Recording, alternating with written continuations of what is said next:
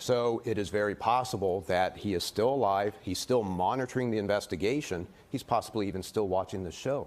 He could be. He could be in this audience. That was a chilling moment just a month ago, where we were talking about this Golden State killer who has now, we believe, been arrested. A rapist and murderer who eluded police for 40 years. Joining me now in studio is Jane Carson-Sandler, who, again, just weeks ago was here trying to call attention to this very case. Back in 1976, Jane was bound and raped by the Golden State killer in her own home with her 3-year-old son just feet away. Her rape sparked the hunt for the man who authorities say went on to commit some 45-plus rapes and a dozen murders in California over at least the next decade. Jane, welcome back. Thank you.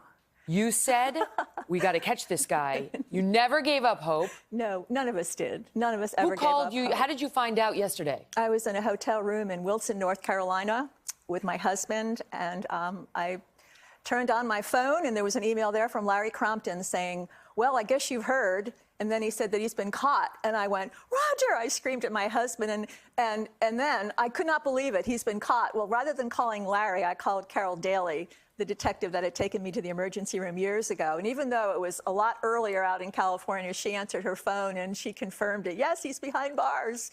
So my husband and I, we were sobbing. I mean, sobbing and laughing and, I'm crying. And we woke up the whole hotel. I mean, seriously. It was so amazing. What does this mean to you? What does it mean to you and to the other victims? Closure. Closure. No more looking over our shoulders. And just the fact that, oh my goodness, how many families did this man destroy? Because not only did he rape and murder, but then there was torture after the fact with the creepy phone calls. Yes. You know, you heard a bit of that in our report.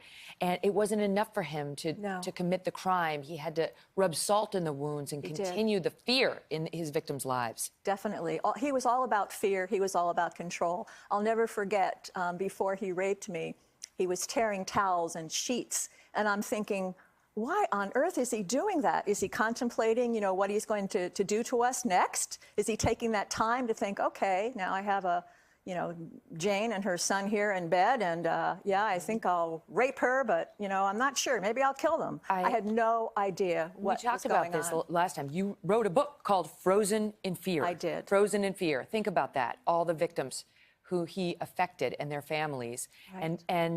And now, hopefully, no longer, hopefully no longer frozen. Have you spoken with any of the other victims? I have. I have spoke to a few of the other victims, and I mean, we're just so overjoyed. We're just, I can't tell you, we're too blessed to be stressed. We're just, I mean, it's just amazing what... Do you have any message for this guy, D'Angelo? Now that you have a name, a picture, do you have a message for him? I'd like to punch him in the face, to tell you the truth. I would. I would. I think we can understand that.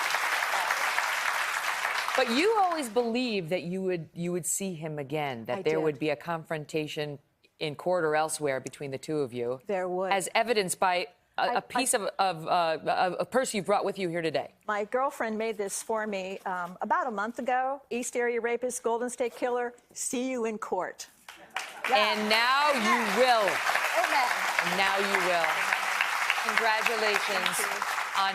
It's tough. It's a strange thing to say in a serial killer case. Congratulations. But the many people whose lives he affected are celebrating his lack of freedom today. Yes, we're all going to sleep better, and he belongs behind bars. He needs to pay for his crimes. And if it hadn't been for folks like you, Megyn, to have us on your show, and all the podcasters, all the detectives that have been working on this, it's actually 42 years in October when I was raped. 42 years, and they never let up. They were compassionate. They never let go of this case. And that's a long time. And when I received the news yesterday, I mean, I still feel like I'm in shock, like I'm going to wake up from a dream and it's not going to be true.